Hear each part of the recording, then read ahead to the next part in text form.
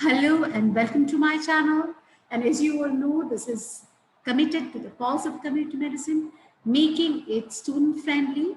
And today, the particular video I'm going to make and upload it for you is a very requested one. Many of my students have asked for it. That is about one of the most intriguing parts of community medicine examination, that is the grand viva in the practicals. Well, of the 40 marks of the practical examination, 10 marks is from the grand viva. It's very difficult actually to give you an exhaustive list that, okay, these are the questions for community medicine, grand viva. It is absolutely not possible. But what I try to, endeavor at is, give you an idea of the must know areas, because often you need to prep up in a very short span of time and you don't get to read through the entire text or go through the entire content. That would have been ideal. But to help you out, what I'll do is I'll give you a must know list of some of the most important chapters of your curriculum, because again it is not possible to cover in one video the entire curriculum and its must know areas. I will focus on the first few chapters, like the that man in medicine, the concepts of health, epidemiology principles. So let's try, and if possible, if time permits, I'll also try to include the must-know areas from communicable disease epidemiology and non-communicable disease epidemiology. If it is not possible in this one go, I'll certainly take it up in a second part. So let's begin.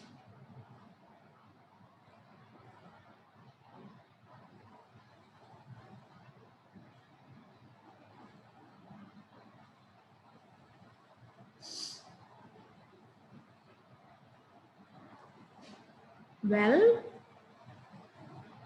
as you can see,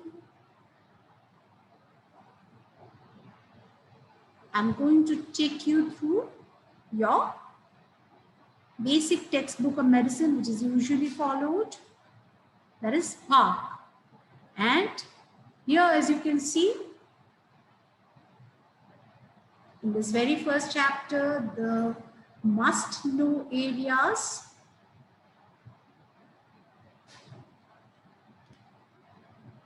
involve what is public health, what is preventive medicine, what is community medicine, what is the difference between clinical medicine and community medicine.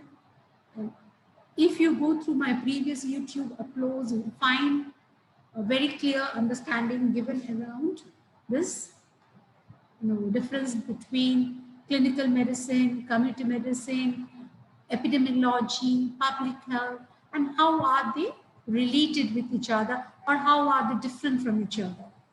Do check that out. That will definitely give your idea a clarity.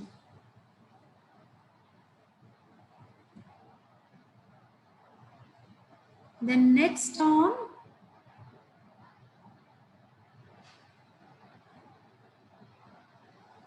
is the concept of health for all. When did it start? Why did it start? And what is it all about? At the same time, you should have a very brief knowledge about the Millennium Development Goals, the Sustainable Development Goals, what are basically these are about. And that brings us to the second chapter, the concepts of health. You should know the definition of health. In fact, it is one of the most important questions in this particular chapter, because almost most of the examiners have a love for this particular question. What is health to begin with? any viva for that matter. And the next question that comes following it is, what are the limitations of this health definition by WHO? Again, you will find it in one of my uploads. Do check it out. And what are the dimensions of health? Physical, social, mental, spiritual, emotional, vocational, and other dimensions. We should at least be knowing them by the categories. What is positive health?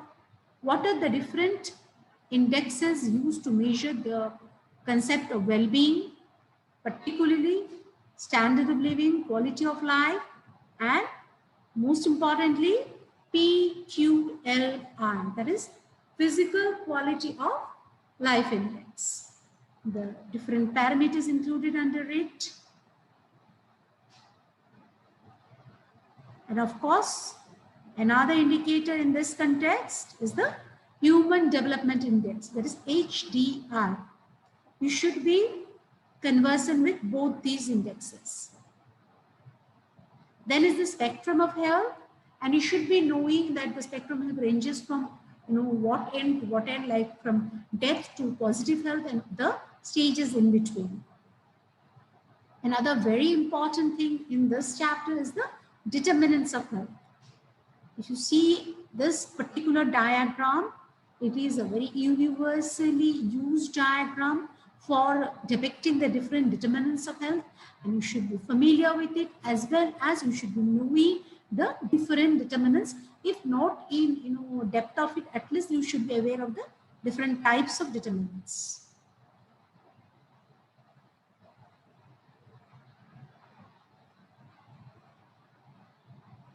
Now the next thing is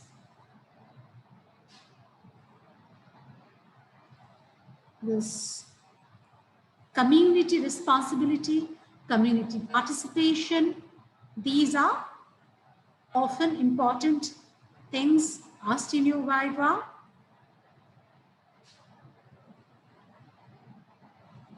And this lesson from Kerala state, they don't know why Kerala is doing so well in respect of the other part of the nation, but let me tell you, this is a good to know area, not a must know area. And another must know area is the indicators of health.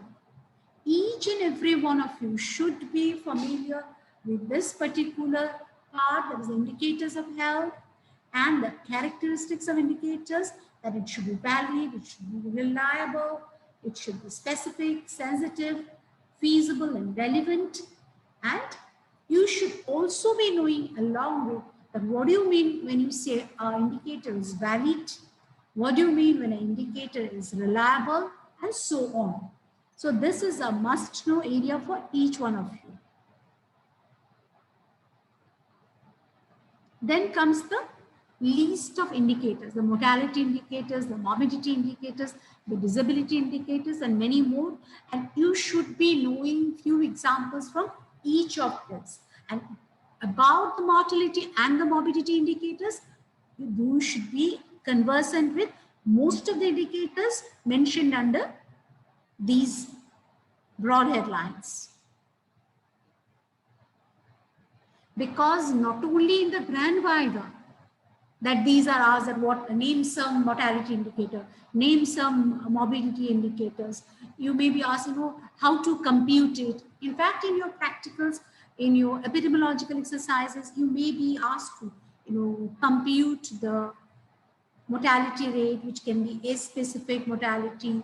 You can ask to compute the crude death rate. You can be asked to compute the infant mortality rate, the under 5 mortality rate, and many more. So this particular few pages are an absolute must-know area for each of you. In the disability indicators, HEAL and DALY, these are the must-know disability indicators. It will be good to know certain healthcare delivery indicators, because examiner might ask you, give me some examples of healthcare delivery indicators.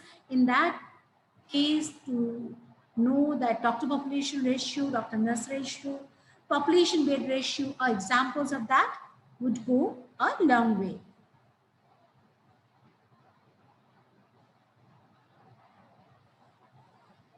Similarly, it is also good to know that what are the indicators included under the Health for All monitoring, as well as the Sustainable Development Goals, and for the Millennium Development Goals, and certain indicators. You need to know the target, you need to know the present values, like what is our India's present maternal mortality rate, or what is the present IMR in India,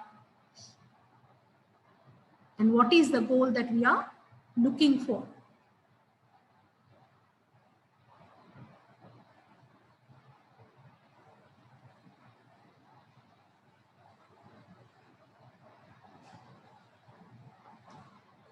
Now coming to the healthcare characteristics, it is again an important area that the healthcare has to be appropriate, it has to be comprehensive, it has to be adequate, accessible, acceptable, available, affordable, feasible. All these characteristics of healthcare should be very clear in your mind. And one of the very common questions asked in Viva in this is that sometimes healthcare is available, is accessible, but is not acceptable to the user. What do you mean when we say that? So the thing is, again, you will find the answer in one of my YouTube uploads, in the very recent ones. You cross check, you'll get the answer. You should be familiar with it. And another important thing is the definition of primary health care. This is one of the few definitions which I always insist the students must be knowing, because most of the examiners have a liking for these definitions. Although it is not that they are looking for commas and full stops, but they definitely are looking at your concept and clarity about these basic things, like definition of health, definition of primary health care, which you should be knowing.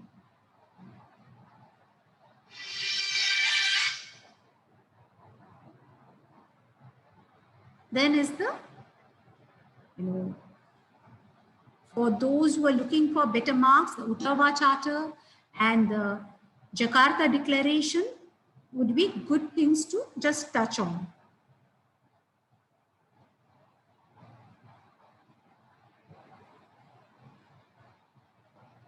The germ theory of disease is also an important area, because often in the Viva we ask, what are the limitations of germ theory, that the fact that it only, focuses on, a one-way route, and it only looks at that, that a particular disease agent is causing a disease in man.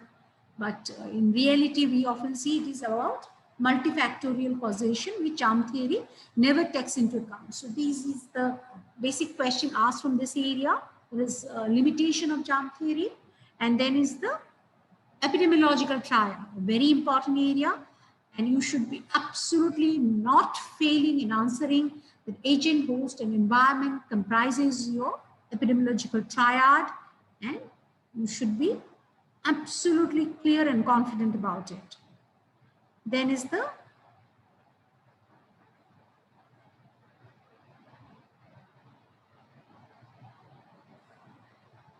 the wave of causation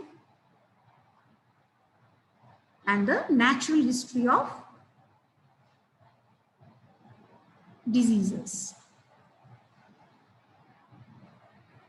The natural history of disease is one of the very important areas, because often the questions are asked in such a manner that, in context of certain disease, that is, the questions are asked usually in a applied manner.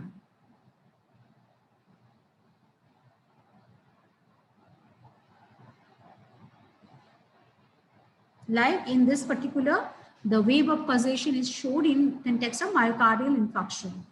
And this particular diagram, as I was talking of, is of paramount importance, and each one of you should have an absolutely clear idea about what are the different levels of prevention and what are the modes of intervention in each of these, and should be knowing in context of certain important diseases like diabetes mellitus, hypertension, protein energy malnutrition, and many more.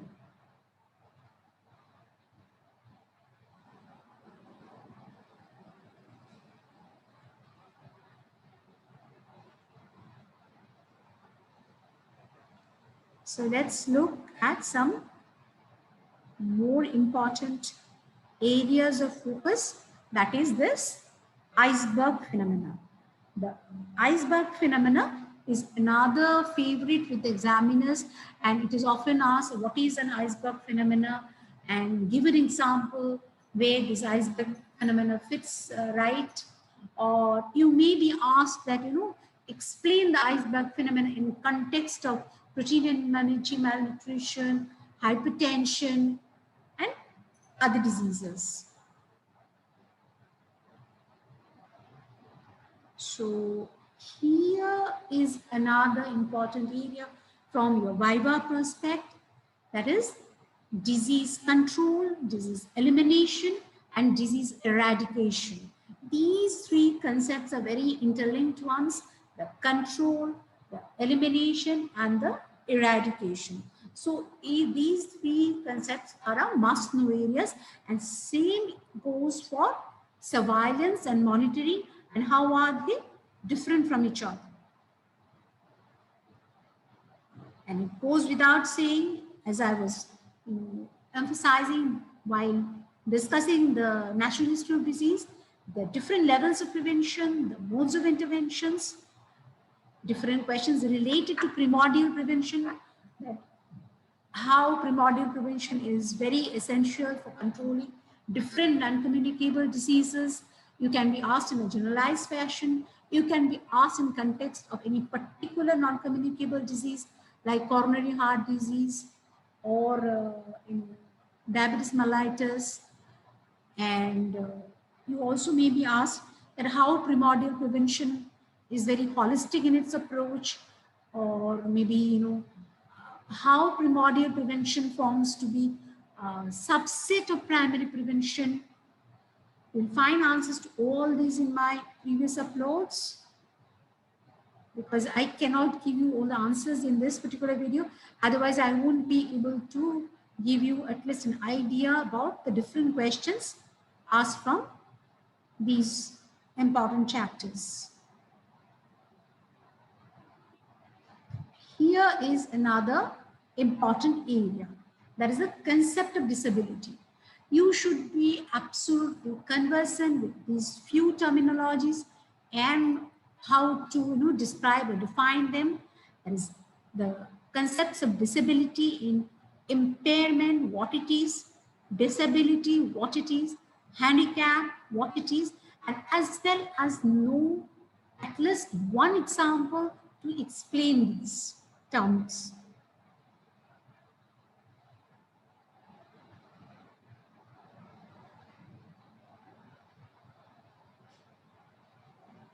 Now coming to the next concept.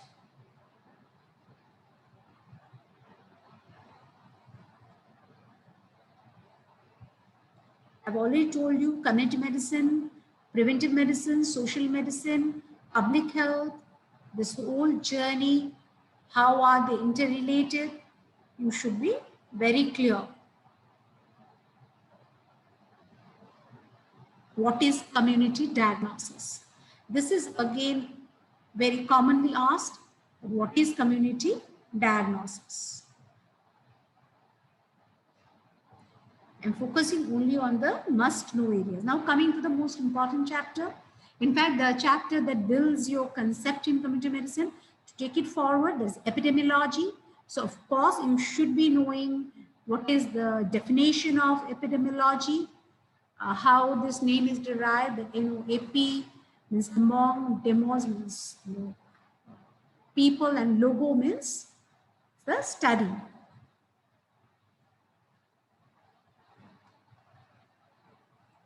And this particular definition that we usually use is by John Last.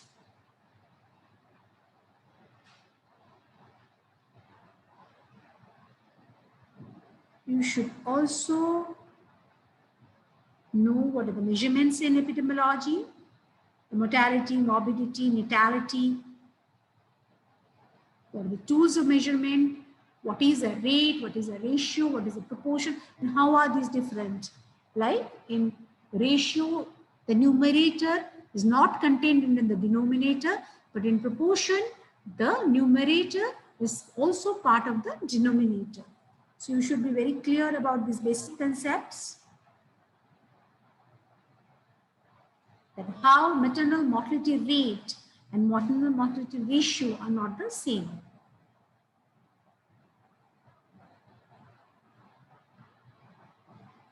You should knowing each of these indicators. In fact, in your practical epidemiological exercises, you may be asked to compute any of this, as I already told you, like compute the case fatality ratio, compute the survival rate, the proportional mortality rate. These are all possible questions for your epidemiological exercises as well. These are very simple ones, just go through once, which should be enough to fetch you good marks. Another thing is the standard mortality ratio, which you should be knowing how to compute it as well. And a very important thing is incidence and prevalence, and how are these two related. These are basically measures of morbidity. The attack rate, the secondary attack rate, how to calculate point prevalence, period prevalence, and what is the basic difference between it.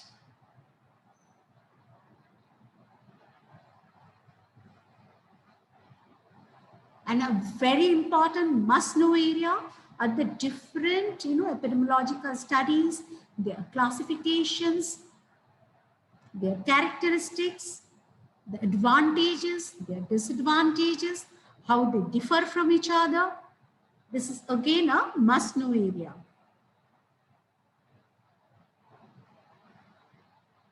And again, a very commonly asked question is the time distribution. What are the different types of time distribution? What are the types of epidemics? These are very, very commonly asked questions, and you should be knowing what is a point source epidemic, what is a propagated epidemic, and you should be able to explain with example.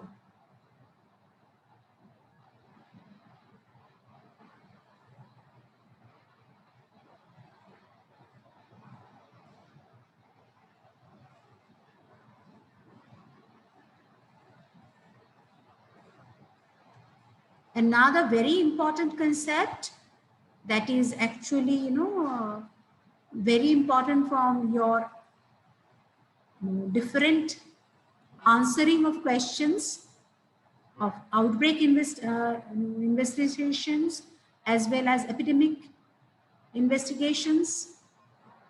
You should be knowing it.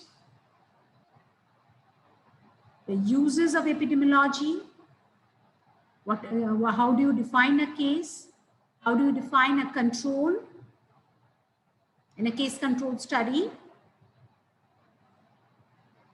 What is matching and why is it done?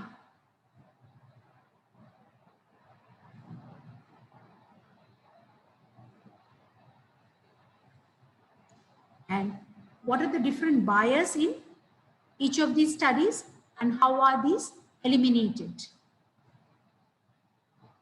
What is odds ratio?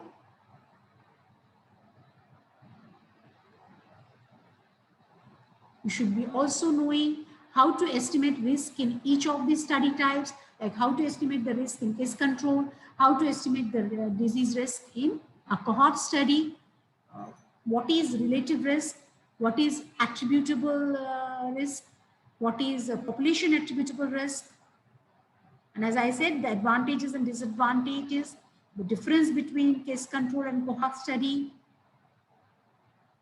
If you go through my upload on epidemiology, you'll find answers to all these types. What is a retrospective cohort? What is a prospective cohort?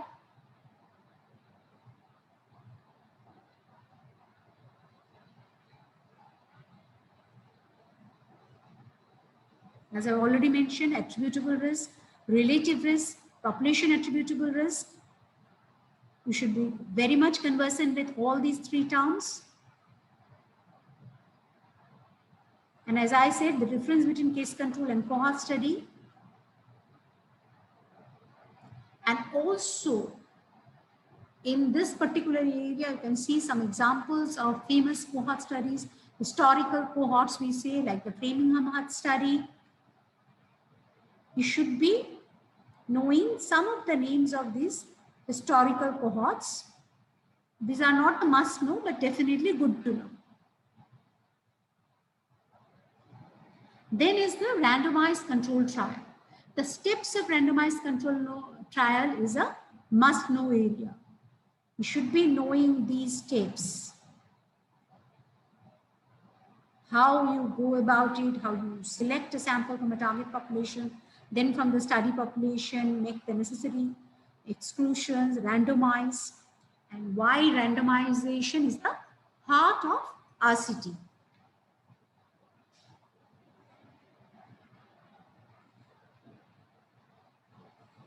What is blinding?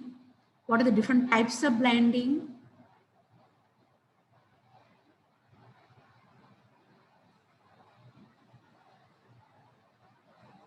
Then the next one is the non-randomized trial and how it is different from a randomized trial.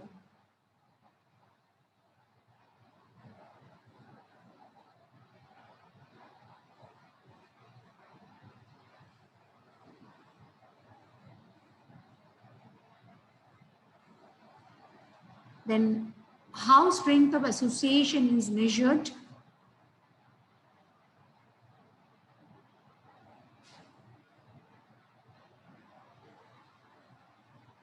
Then what are the uses of epidemiology? If you don't have the patience to go through the entire concepts under each of these uses, at least know them, the basic uses. Here is again a list of certain things which you should be familiar with.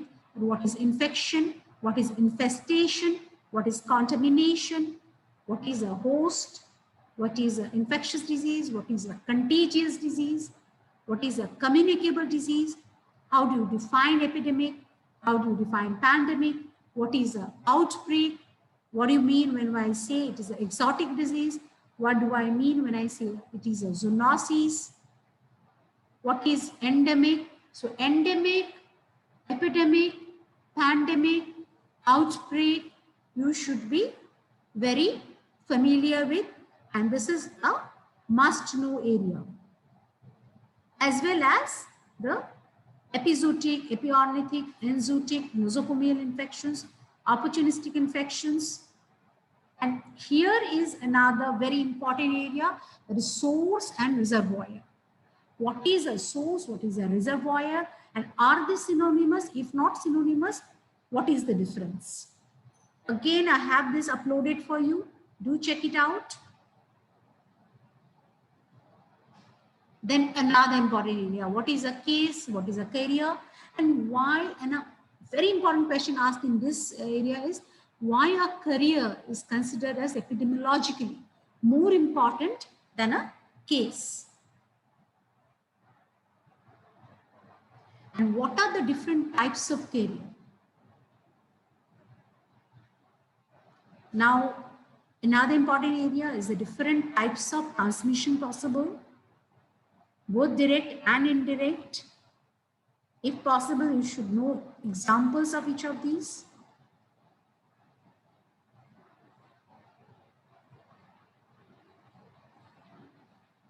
Then is a very important area from your understanding point of view, your exam point of view. That is, what is incubation period? What is a median incubation period?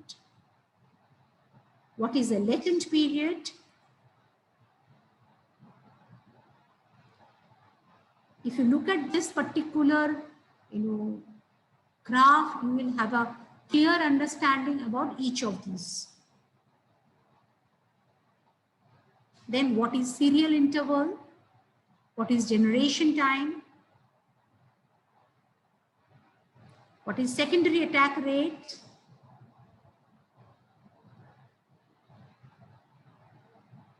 Then is the immunity and its classification.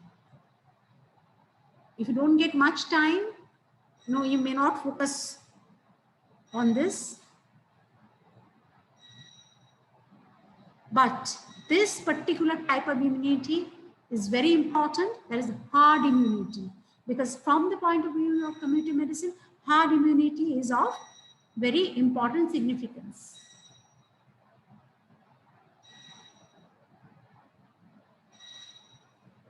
Now coming to the vaccines. This is again a very important area that, what is a vaccine? What is a toxoid? What are the different immunizing agents?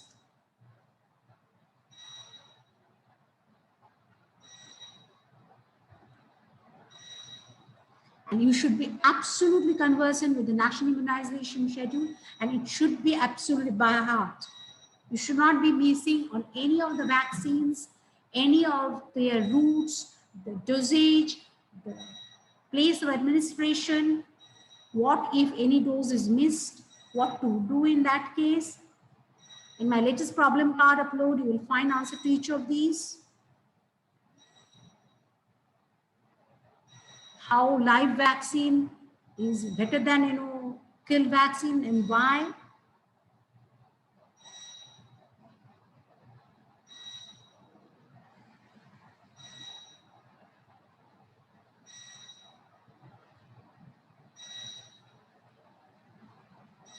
Now, moving on, another important area is the cold chain equipment. So what are the cold chain equipments that are commonly used? What are the do's and don'ts of cold chain? What will happen if something, some untoward thing happens in the cold chain equipment? What is the A&M supposed to do? And what are the next phase activity to be followed? You should be aware of all these. Another important area is the VVM. That is the vaccine viral monitor, how to interpret its level. Then the adverse events following immunization, AFI and its classification.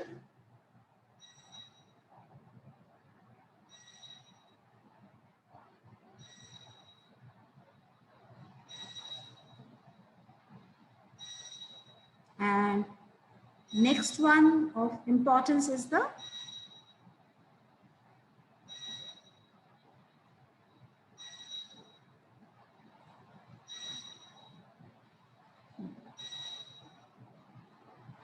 apart from AEFI, the categories of AFI, how to investigate if an AEFI happens. But these are the good to know areas. And of course, what is isolation? What is quarantine? Given this COVID days, everybody is familiar with it, but you should be answering in a logical fashion. How are they similar and how are they different?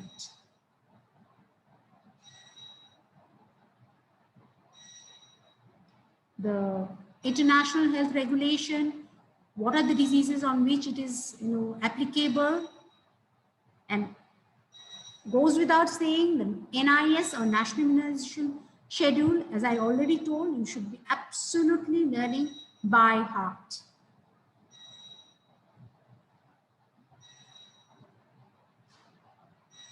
Then what is disinfection, what is sterilization, what is antiseptic, sanitizer and all are now commonplace terms now, all thanks to your COVID pandemic.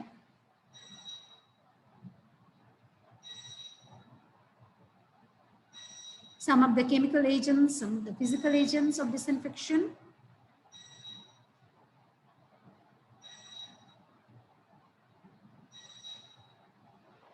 And a very important question is the investigation of epidemic. How to do it? You should be knowing the basic steps. In fact, this is even a very popular question from the point of view of your theory as well. And it is even asked in your Viva that what are the basic steps of epidemic investigation, and it may be in context of a practical problem given to you and then ask what will you do.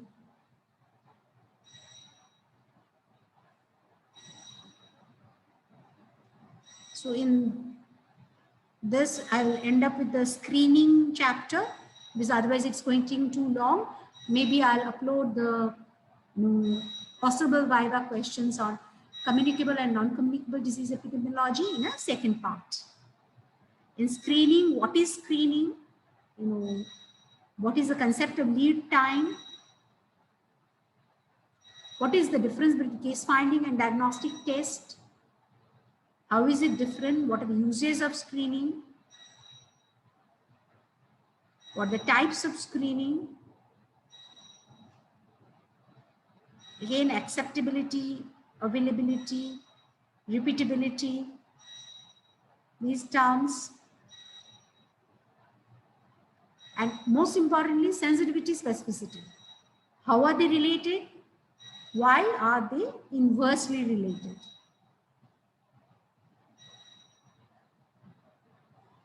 What is ILD? What do you mean when I say false positive cases? What do you mean when I say false negative cases? What is a unimodal distribution and what is a bimodal distribution in a screening test? So with that, I will end this particular video. Hope you find it useful and you are able to do well in your exam.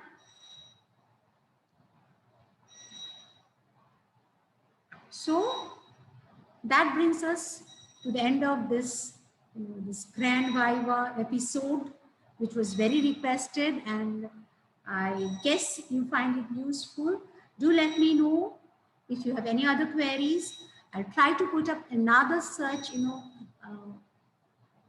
insight into the other important chapters like communicable and non-communicable disease epidemiology. So for now, signing off. Thank you so much and all the best for all wonderful things in your life. And that includes your exam.